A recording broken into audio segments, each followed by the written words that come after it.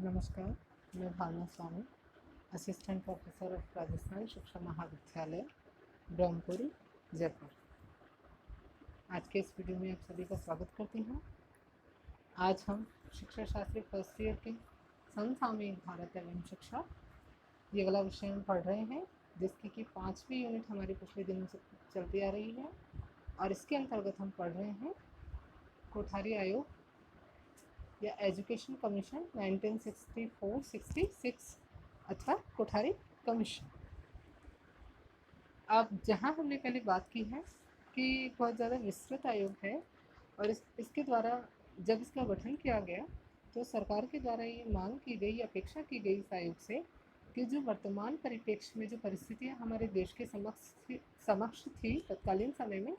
उसके अनुसार शिक्षा में व्यापक परिवर्तन या आवश्यकता अनुसार परिवर्तन किए जाएँ, ताकि जो समय की मांग है उसके अनुरूप शिक्षा का स्वरूप और स्तर तत्कालीन परिस्थितियों के अनुकूल हो। और जो तत्कालीन समय में जो हमारे देश के समक्ष परिस्थितियाँ थी, जिनमें व्यापक बेरोजगारी, जनसंख्या वृद्धि, समाजवादी समाज और जो वैश्विक स्तर पे जो औद्योगिकरण की जो प्रक्रियाएं चल रही थी, जो प्रतियोगिता, जो प्रतिस्पर्धाएं चल रही थी, उसके अनुरूप शिक्षा का स्तर हो और भविष्यगत आने वाली पीढ़ी इस प्रकार की हो जो देश की जो आवश्यकताएं हैं उनके अनुरूप उनकी पूर्ति करने में सक्षम है। तो इसी के लिए हमने पिछले वीडियो में इस कोठारी आयोग के इसके गठन के उद्देश्यों की, इसके सदस्यों की, इन सब के बारे में हमने बात की है। और हमारा अभी कंटिन्यू टॉपिक जो चल रहा है वो कोठारी आयोग के द्वारा शिक्षा से संबंधित सुझाव और सिफारिशों का चल रहा है कि कोठारी आयोग ने शिक्षा के संबंध में कौन से सुझाव दिए, कौन सी सिफारिशें की गई। अब इस आयोग ने शिक्षा में जो प्री प्राइमरी क्लासेस होती हैं, जो पूर्व प्राथमिक जो कक्षाएं होती है, वहाँ से लेकर के विश्वविद्यालयिक स्तर तक की शिक्षा के संबंध में, यानी कि कहीं ना कहीं पूरे एक व्यक्ति के जीवन में जो वो शिक्षा प्राप्त करता है, उसकी प्राइमरी क्लासेस से लेकर और एजुकेशन, हायर एजुकेशन तक, कॉलेज लेवल तक की शिक्षा तक, तो उन सब के बारे में, सभी शिक्षा के स्तरों के बारे में अपने सुझाव दिए हैं, जिनके बारे में कि हम पिछले कुछ दिनों से चर्चा कर रहे हैं। तो उसी क्रम में आज हम आगे बढ़ते हैं। तो चलिए, आज का हमारा बिंदु है 7वां बिंदु है ये हमारा। इससे पिछले वीडियो में हमने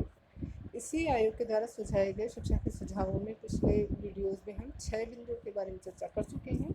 और आज हमारा बिंदु है विद्यालयी पाठ्यक्रम या स्कूल करिकुलम के बारे में। तो आयोग ने कहा जो वर्तमान पाठ्यक्रम जो कक्षागत हमारी कक्षाओं में चल रहा है वो वर्तमान समय की आवश्यकता के अनुरूप नहीं है। आयोग ने कहा कि इस पाठ्यक्रम में क्रांतिकारी परिवर्तन की आवश्यकता है, अर्थात महत्वपूर्ण परिवर्तन, बहुत ज़्यादा परिवर्तन या व्यापक परिवर्तन, इन सब की इस आयोग ने बात की है। तो इसके लिए इस आयोग के द्वारा, कोठारी आयोग के द्वारा, प्राइमरी लेवल से लेकर के कक्षा पहली से लेकर के उच्च माध्यमिक कक्षा तक, यानी कि 12वीं कक्षा तक एक बच्चा स्कूल में जहाँ से एडमिशन लेगा और 12वीं क्लास जहाँ से पास आउट होकर के निकलेगा, सारे स्तर की शिक्षा के बारे में सुझाव दिए गए, सारी क्लासेस के बारे में विशेष तौर पर विषयगत सुझाव इस आयोग के द्वारा दिए गए हैं व्यापक स्तर पे कि कौन सी कक्षा में कौन सा विषय पढ़ाया जाना चाहिए, कौन सी कक्षा में गत स्तर पे बच्चों को विषय के चुनाव किए जाने हैं, कौन सी कक्षागत स्तर में कौन से विषयों में एक शिक्षार्थी को अध्ययन करना आवश्यक है। यहाँ में प्रमुखतः जो प्रमुखतः सब्जेक्ट कुछ थे जो कि क्लास फर्स्ट से लेकर 12th क्लास तक के थे, उनमें विशेषता या प्रमुखतः जो कंपलसरी चलते आ रहे हैं वो आयोग के द्वारा सुझाए गए, जिनमें थे स्थानीय भाषा या प्रादेशिक भाषा, हिंदी, अंग्रेजी, गणित, और जो नैतिक शिक्षा थी वो, कला, आध्यात्मिक शिक्षा। ये जो मुख्यतः कुछ ऐसे विषय थे जो आयोग के द्वारा क्लास फर्स्ट से लेकर 12th क्लास तक के में अनिवार्य रूप से दिए गए। और उसके अलावा जो कक्षागत स्तर पे आज हम हमारी क्लासेस में जो सब्जेक्ट्स पाते हैं उनके बारे में इस आयोग ने सुझाया था। इसके अलावा मैं चल रही हूँ अंतिम बिंदु पे, जहाँ पे त्रिभाषा फॉर्मूले में संशोधन की बात की आयोग के द्वारा, जहाँ आयोग ने कहा कि जो 3 लैंग्वेज फार्मूला है हमारा, इसको सुविधाजनक ढंग से अभी तक प्रस्तुत नहीं किया जा सका है या सुविधाजनक ढंग से अभी तक कक्षाओं में अपनाया नहीं गया है। तो इसको किस प्रकार अपनाया जाना चाहिए, इसके बारे में आयोग ने सुझाव दिए। आयोग ने सबसे पहले कहा कि मातृभाषा के बाद में हिंदी को ही संघ की राष्ट्रभाषा के रूप में सबसे अधिक महत्वपूर्ण स्थान दिया जाना चाहिए। यानी कि जो स्थानीय भाषा है या जो एक बच्चे की मातृभाषा है, उसके बाद संपूर्ण देश में एक रूप से जो हिंदी भाषा है उसको संघ की राज्य भाषा के रूप में मान्यता दी जानी बहुत ज़्यादा ज़रूरी है। इसके अलावा आयोग ने ये भी कहा कि अंग्रेजी का सामान्य ज्ञान छात्रों को हमेशा लाभदायक रहेगा, या अंग्रेजी का सामान्य ज्ञान होना भी बच्चों को ज़रूरी है। इसके अलावा आयोग ने कहा कि तीनों भाषाओं का अध्ययन प्रारंभ करने के लिए जो सर्वोत्तम स्तर, जो कक्षा का सर्वोत्तम स्तर है, यानी कि जहाँ हम स्थानीय या राज्य भाषा, जो स्थानीय मातृभाषा है हिंदी और अंग्रेजी जो भाषा है, इन तीनों को सम्मिलित रूप से कौन सी क्लास से हम जो बच्चों को पढ़ाना शुरू करें, तो इसके लिए सर्वोत्तम स्तर आयोग ने कहा 8वीं से लेकर 10वीं तक का होगा, जहाँ पे इन तीनों भाषाओं का अध्ययन हम बच्चों को करवा सकते हैं। इसके अलावा जो आयोग था इसने बात कही, जो अगला बिंदु था शिक्षा के बारे में, इसके अलावा आयोग ने हिंदी भाषा का, संस्कृत भाषा का, अंग्रेजी भाषाओं और अन्य जो भारतीय भाषाएं थी इनके बारे में भी अपने सुझाव दिए त्रिभाषा फॉर्मूले के अंतर्गत। और इसके बाद अगला बिंदु था शिक्षण विधियाँ, निर्देशन और मूल्यांकन, टीचिंग मेथड्स, गाइडेंस और इवैल्यूएशन, कि किस प्रकार जो शिक्षण विधियाँ वर्तमान समय में चल रही है उनमें परिवर्तन या कौन सा उनका स्वरूप है जिसमें परिवर्तन की आवश्यकता है, गाइडेंस किस प्रकार की दी जानी चाहिए, क्या स्वरूप होना चाहिए इसका, और इवैल्यूएशन अर्थात मूल्यांकन। तो सबसे पहले मैं शिक्षण विधियों में सुधार की बात करना चाहूँगी आपसे। सबसे पहले शिक्षण विधियों में सुधार के संबंध में आयोग ने कहा कि जो वर्तमान शिक्षा प्रणाली है उसको लोचदार और गतिशील होना आवश्यक है। जो वर्तमान शिक्षा प्रणाली है कहीं ना कहीं आवश्यकता के अनुरूप नहीं है, इसमें परिवर्तन होना ज़रूरी है। तो इस प्रकार का स्वरूप शिक्षा का हो, शिक्षण विधियों का हो, हमारा जो परंपरागत शिक्षा का स्वरूप चलता आ रहा है उसका स्वरूप बदला जाए, उसमें उसे लोचदार और गतिशील बनाया जाए, ताकि जो आवश्यक या आवश्यकता अनुसार जो सुधार किए जाने हैं वो सरलतम रूप में हो सके। और इस उद्देश्य की प्राप्ति करने के लिए आयोग ने कहा कि छात्र और अध्यापक दोनों को पर्याप्त रूप से स्वतंत्रता दी जानी ज़रूरी है। इसके अलावा आयोग ने अध्यापकों के बारे में कहा कि अध्यापकों में नवीन सूझ, रचनात्मक चिंतन, परीक्षण करने की क्षमताओं का या योग्यताओं का विकास करने के लिए जो प्रशासक और निरीक्षक वर्ग है उनको प्रत्यक्ष रूप से शिक्षक की या अध्यापक की सहायता करनी चाहिए, या जो प्रशासन और निरीक्षक वर्ग है उसको प्रत्यक्ष रूप से अधिक महत्वपूर्ण रूप से अध्यापकों की हेल्प करनी है ताकि वे अपनी योग्यताओं का विकास कर सकें। इसके साथ ही आयोग ने प्रधानाध्यापकों के द्वारा विद्यालय का वातावरण उत्साहपूर्वक या प्रेरणास्पद बनाने की भी प्रयास किए जाने की बात कही कि प्रधानाध्यापकों को भी अपने विद्यालय के जो वातावरण है उसमें सकारात्मक सुधार किए जाने आवश्यक है। इसके अलावा आयोग ने कहा शिक्षण विधियों के सुधार के संबंध में आयोग ने यह भी कहा कि नवीन शिक्षण विधियों के प्रचार करने के लिए विभिन्न प्रकार के परीक्षणों का, विचार विमर्श सम्मेलनों, सेमिनारों और अभिनव पाठ्यक्रमों का आयोजन भी किया जाना चाहिए, ताकि जो अध्यापक और छात्र वर्ग है वो नवाचारों से परिचित हो सके, शिक्षण में इसका सुधार किया जा सके, विभिन्न नवाचार की जो विधियाँ हैं वो शिक्षण में या शिक्षण विधियों में सम्मिलित की जा सके। इसके अलावा अगला बिंदु था पाठ्य पुस्तकों में सुधार। आयोग ने इसके बारे में कहा है कि जो राष्ट्रीय स्तर पर पाठ्य पुस्तकों का प्रकाशन है या उनको तैयार करने के लिए जो भी चीज़ें हैं उसके लिए एक विस्तृत कार्यक्रम तैयार किया जाना चाहिए, एक पूरी प्लानिंग की जाए, उसके आधार पर जो पाठ्य पुस्तकें हैं उनका प्रकाशन या उनको तैयार करने की जो समस्त व्यवस्थापन है वो एक प्लानिंग के साथ की जाए। इसके अलावा अगला बिंदु पाठ्य पुस्तकों के संबंध में ही आयोग ने कहा कि पुस्तकों की श्रेष्ठता की जांच राज्य शिक्षा विभाग के द्वारा करते रहना बहुत ज़्यादा ज़रूरी है। राज्य शिक्षा विभागों के द्वारा पुस्तकों की सामग्री की श्रेष्ठता की, मुद्रण, प्रकाशन, विषय वस्तु, इन सब की जांच समय समय पर राज्य शिक्षा विभाग के द्वारा करते रहना ज़रूरी है। इसके अलावा आयोग ने कहा पुस्तकों में समय समय पर संशोधन होते रहना आवश्यक है, क्योंकि बहुत सारी विषय वस्तु ऐसी होती है जो पुस्तकों में लाई जाना आवश्यक हो जाती है, जो आवश्यक बिंदु है वो पुस्तकों में जुड़ते जाएं और जो आवश्यकता जिन विषय वस्तु की या जो बिंदु महत्वहीन हो गए हैं उनको, जो विषय वस्तु है पुस्तक की, वहाँ से हटा देना भी ज़रूरी हो जाता है। तो इसके लिए आयोग ने कहा कि समय समय पर किताबों में या जो पाठ्य पुस्तकें हैं उनमें संशोधन होते रहना भी ज़रूरी है। और साथ ही साथ आयोग ने कहा कि एक विषय पर कम से कम 3-4 पुस्तकें हों, ताकि अध्यापकों को, छात्र वर्ग को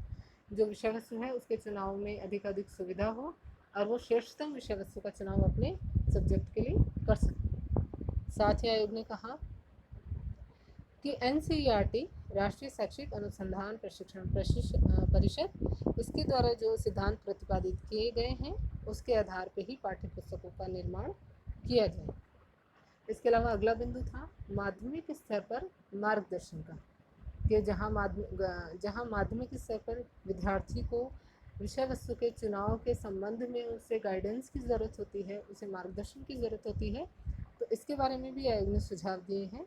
कि माध्यमिक विद्यालयों के लिए न्यूनतम मार्गदर्शन कार्यक्रमों का आयोजन किया जाना ज़रूरी है। साथ ही साथ आयोग ने कहा कि प्रत्येक ज़िले में कम से कम एक माध्यमिक स्कूल में मार्गदर्शन का एक विस्तृत कार्यक्रम शुरू किया जाए, ताकि शिक्षार्थियों को, विद्यार्थियों को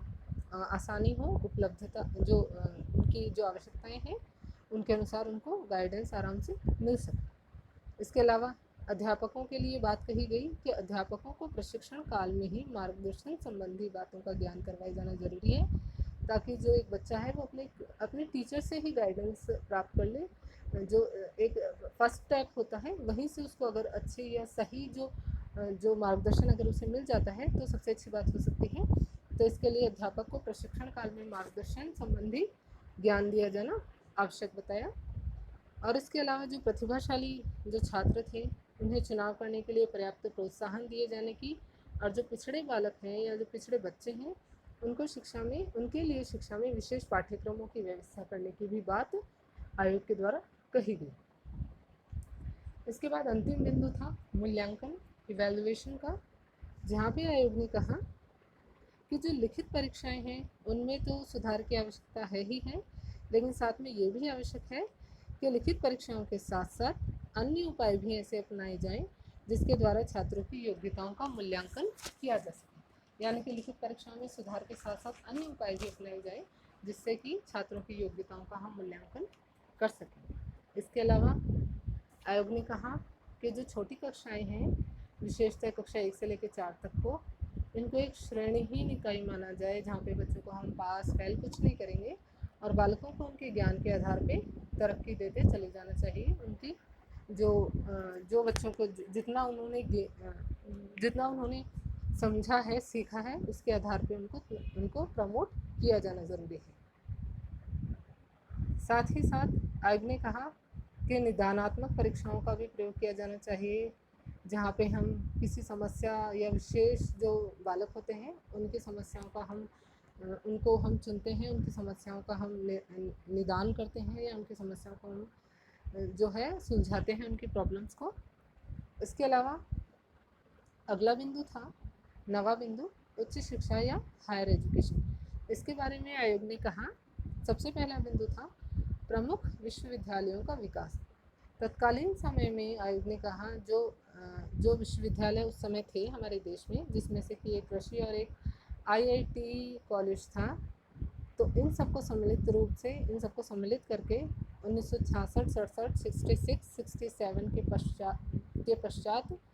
6 विश्वविद्यालयों का चुनाव करके उन्हें प्रमुख विश्वविद्यालय बना दिया जाए। यानी कि उस समय तत्कालीन समय में जो प्रमुख 6 विश्वविद्यालय थे, जिसमें कि कृषि और एक ITI विश्वविद्यालय था, उन सबका चुनाव करके संपूर्ण देश में इनको प्रमुख विश्वविद्यालयों के रूप में विकसित किया जाए। और इन विश्वविद्यालयों में जो